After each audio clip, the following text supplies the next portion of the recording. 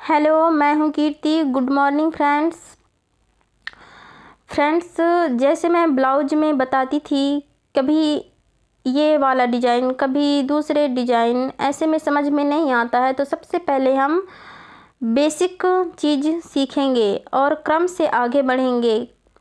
नाप लेना सीखेंगे, बॉडी का, ब्लाउज का नाप लेना सीखेंगे। अपर चेस्ट क्या होता है, फुल बस्ट क्या होता है, शोल्डर क्या होता है, ये सब चीज़ें हम जब बारीकी से सीख लेंगे, 12वां भाग क्या होता है, 10वां भाग क्या होता है, तभी जाके हमको आगे समझ में आएगी कटिंग।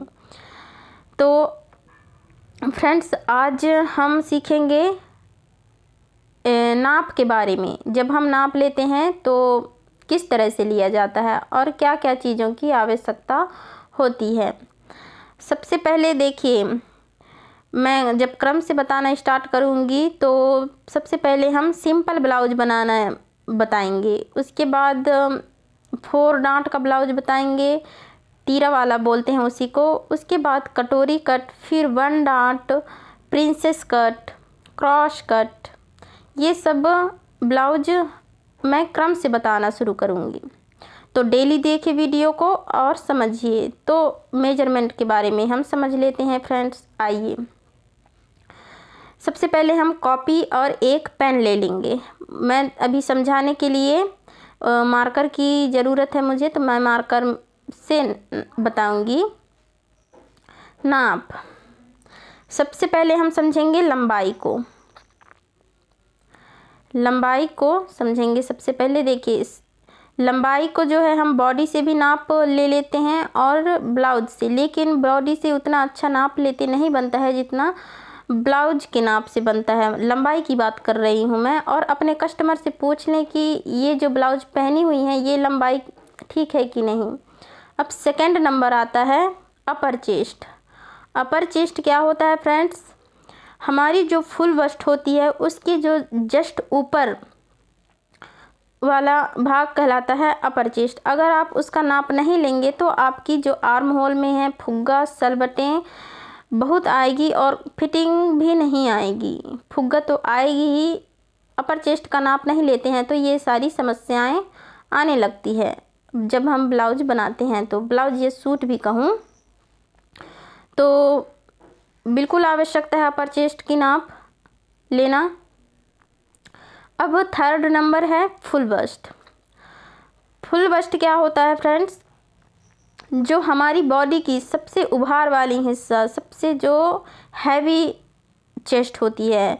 सभी की बॉडी अलग होती है, किसी की नॉर्मल रहती है, किसी की मीडियम रहती है, तो किसी की हाई रहती है, बहुत ही रहती है। तो अब आते हैं हम 4th नंबर पर, शोल्डर। शोल्डर का नाप लेना बहुत ज़रूरी है। अगर हम शोल्डर की सही नाप नहीं लेते हैं तो हमारी शोल्डर गिरने लगता है। तो शोल्डर का नाप आप बॉडी से लें, और ब्लाउज से तो लेते नहीं बनेगा। बंद गला में आप ले सकते हैं ब्लाउज से नाप शोल्डर का, लेकिन खुली गला में आप नाप नहीं ले सकते हैं शोल्डर का, क्योंकि खुली गला में काफ़ी फैलती है गला, तो नाप लेते नहीं बनता है। 5th नंबर आते हैं हम आर्म होल। आर्म होल हमारी मुड्ढे की गोलाई को कहते हैं आर्म होल। आर्म होल को भी बॉडी से ही नाप लें आप तो काफ़ी हद तक ठीक रहती है। देखिए, किसी का चेस्ट है 30 इंच, तो ज़रूरी नहीं है कि सबका आर्म होल 13 ही हो, 14 ही हो, अलग अलग रहता है। 30 इंच चेस्ट में भी किसी का 16 जाएगा, 15 जाएगा, किसी का हाथ मोटा है, पतला है, तो उसके हिसाब से रहता है। अब 6 नंबर आता है कमर।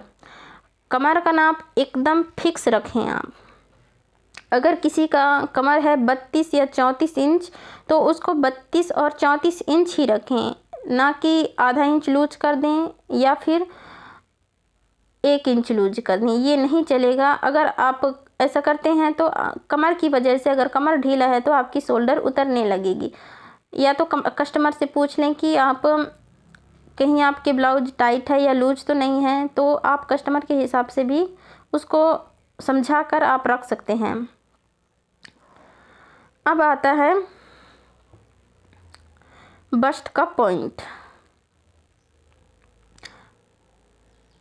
बस्ट पॉइंट क्या होता है फ्रेंड्स, हमारे जो कंधे की जो सिलाई लगाते हैं वहाँ से और जो हमारी वक्ष की पॉइंट रहती है वहाँ की दूरी को कहते हैं हम बस्ट पॉइंट।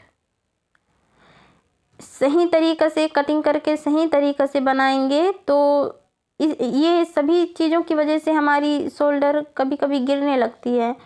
तो अच्छी तरह से नाप लेकर कटिंग करेंगे, आपकी कटिंग बेहतरीन होगी तो बेहतरीन फिटिंग आएगी। अब आता है आस्तीन की लंबाई और गोलाई। आप बॉडी से भी नाप ले सकते हैं इसकी और ब्लाउज से भी लेते बन जाएगी इसकी। नाप लेते गोलाई मतलब आस्तीन जहाँ तक आती है फिर वहाँ से उसकी फिटिंग की नाप ले लेते हैं, उसको बोलते हैं गोलाई। 9वां है क्रॉस बैक और क्रॉस फ्रंट। इसको मैं एक वीडियो में बताई हूँ अपने चैनल में, आप जाकर देख सकते हैं इसको कैसे निकाला जाता है। तो फ्रेंड्स अगर आप क्रॉस बैक और देखिए हमारी बॉडी कुछ इस तरह से बनी होती है ये,